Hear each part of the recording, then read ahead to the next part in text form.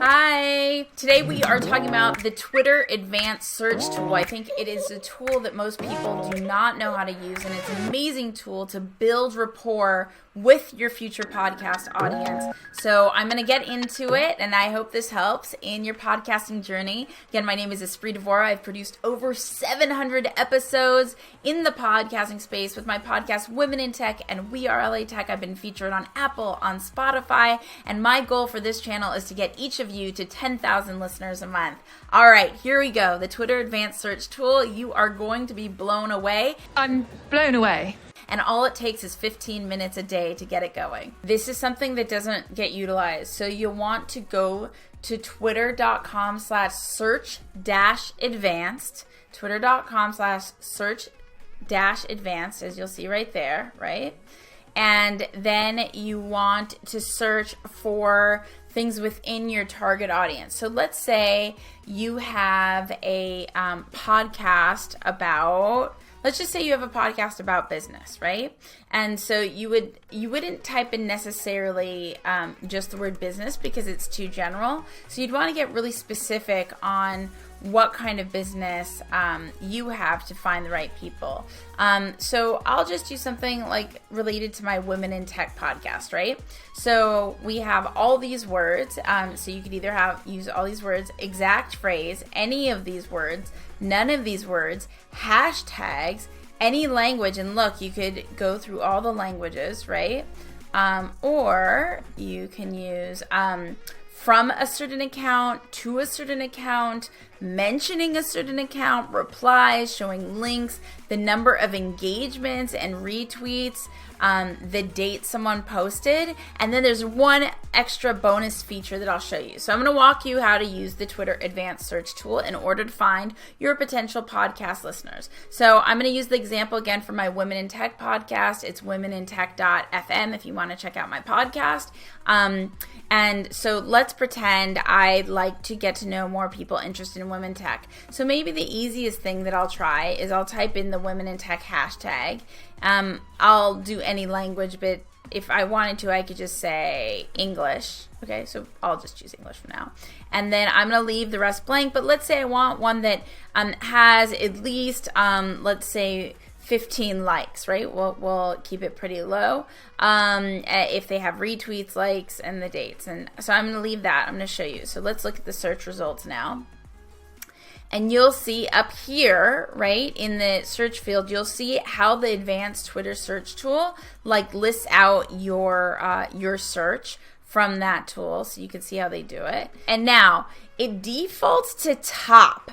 And we actually don't want to stay focused on top because what you'll see is that the date is older if you leave it on the default, which is top. So I always go straight to latest and to people. In latest, you'll see the people who just tweeted. And look, so Macy Code says, I'm actually just hoping HTML and CSS would have a major upgrade and be able to run a website alone without JavaScript. Obviously, she's very into women in tech. I'm going to highlight the Macy Code, coding by bit, and she may be somebody that I want to engage with. She just tweeted this. She has 52 likes, tells me she has an engaged community, and this is exactly how I would find who I want to create a relationship with. Maybe I'll want to create a Twitter list to add her to, and there's going to be another video on how to do Twitter lists. I'll leave that for another video, so check that out. But maybe there's a Twitter list I want to add her to so that I could form that meaningful engagement with her. We'll look at another one. Miranda is an advocate for women in tech. Lots of people looking for remote work. And then I'm going to highlight again her profile to see more about her right away. I see she's an ex-engineering manager, but she's a director of engineering. You know, it tells me she's the right fit. She'd probably be really interested in the Women in Tech podcast. And then I could simply type a response. So we'll do a quick little response so you can see a comment. So here I see she does the 100 days of code, and so I'm genuine, and only be genuine, right? I'm genuinely curious. I see you're doing 100 days of code. What are you currently building. I'm always curious about what people are building, right? And then I could follow her. I could add her to a Twitter list. The Twitter list could be public or private, but essentially, like, she would potentially be interested in listening to the Women in Tech podcast.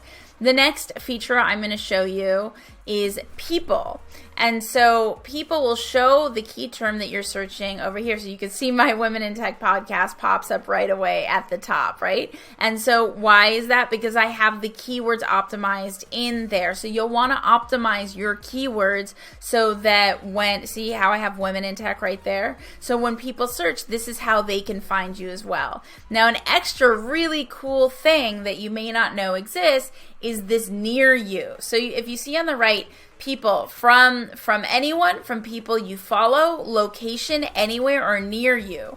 So if I type near you, then it's going to pull up people who may be closer to me for me to form relationships that way. So look at this cool person, and I don't have a relationship with her, didn't know she existed, and now I do. So I could just, I could highlight over her too if I wanted to get to know more information, but I think I'll say hello. I'll maybe read some of her tweets to be genuine, right? So I'll spend a little time there. I usually time myself for about 15 minutes a day because you don't want to get lost in a Twitter rabbit hole, and you want to make sure you're being intentional with your time. So I usually do I track myself for about 15 minutes a day to do an activity like this. So I'll just say, you know what? I'm really into being authentic and transparent. So I'll just say, hey, just shooting a YouTube video and was mentioning Women in Tech podcast and randomly discovered your profile. Happy I did. I'm gonna explore more about you later in the day. And then maybe I'll do like a cool emoji. Discover, and I have a typo here. Discover your typos always embarrass me. I'm sure you all may feel the same way. And then tweet, and now a sincere message went out. So imagine if I was doing that from my Women in Tech podcast account. This is how you go about building relationships. I hope that helped in your journey growing your podcast.